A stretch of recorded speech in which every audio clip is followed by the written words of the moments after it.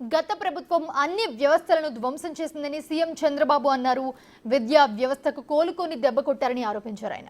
ఇకపై ప్రతి ఏడాది డిఎస్సి నోటిఫికేషన్ విడుదల చేస్తామన్నారు. ఇక జనాభా కూడా పెరగాల్సిన అవసరం ఉందని మరోసారి గుర్తు చేశారు చంద్రబాబు.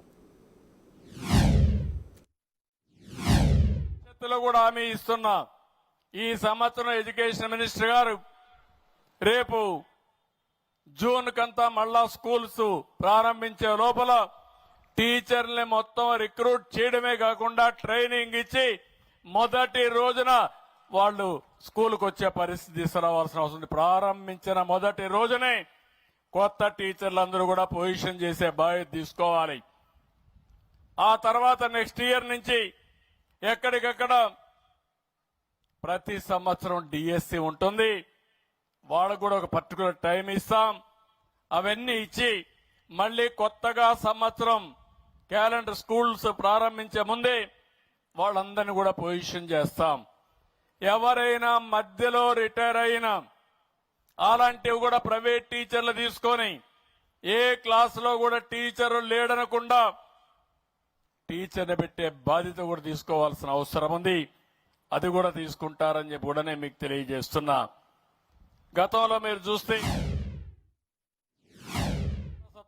సమస్యలన్నీ వచ్చాయి. గొంతలబడిన రోడ్లు, టౌన్స్ లో ఎక్కడ చూసినా గార్బేజ్, 84 లక్షల మెట్రిక్ టన్నులు చెత్త చెదారం టౌన్స్ లో పేరకపోయింది. ఇంకో పక్కన 10 లక్షల కోట్ల రూపాయల అప్పులు, ఒక్క విద్యా వ్యవస్థలో 6,500 కోట్ల రూపాయల అప్పులు. ఇంకో పక్క బిల్లులు చూస్తే 1,00,000 కోట్ల పైన బిల్లులు బకాయిలు. ఇక్కడ ఫీజు రీఎంబర్స్మెంట్ గానీ హాస్టల్ ఖర్చులు చూస్తే 3,500 కోట్ల రూపాయలు బకాయిలు పెట్టారు. స్కూల్ కి డబ్బులు 920 కోట్ల రూపాయలు చెల్లించలేని పరిస్థితి. బట్టలు కుట్టిన డబ్బులైతే 200 కోట్లు ఇవ్వలేదు. నాడు నేడులో పనులు చేసి 1,450 కోట్లు ఇవ్వలేదు. మధ్యాహ్న భోజన బిల్లులు, కోడిగుడ్ల డబ్బులు, కడాన చిక్కీల డబ్బులు కూడా పెండింగ్ పెట్టేసి వెళ్ళిపోయారు. అవన్నీ కూడా పే చేసే పరిస్థితికి వచ్చాం. 5 ఏళ్లలో ఒక్క డిఎస్సి టీచర్ని పెట్టలేదు.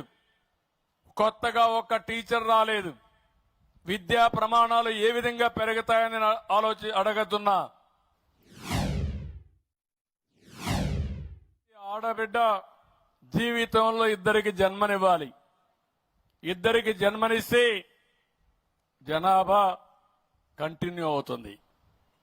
2 కంటే ఎక్కువగా జన్మనిస్తే కొంచెం ఎక్కువ జనాభా ఉంటుంది. 2 కంటే తక్కువ ఉంటే జనాభా తగ్గిపోతుంది.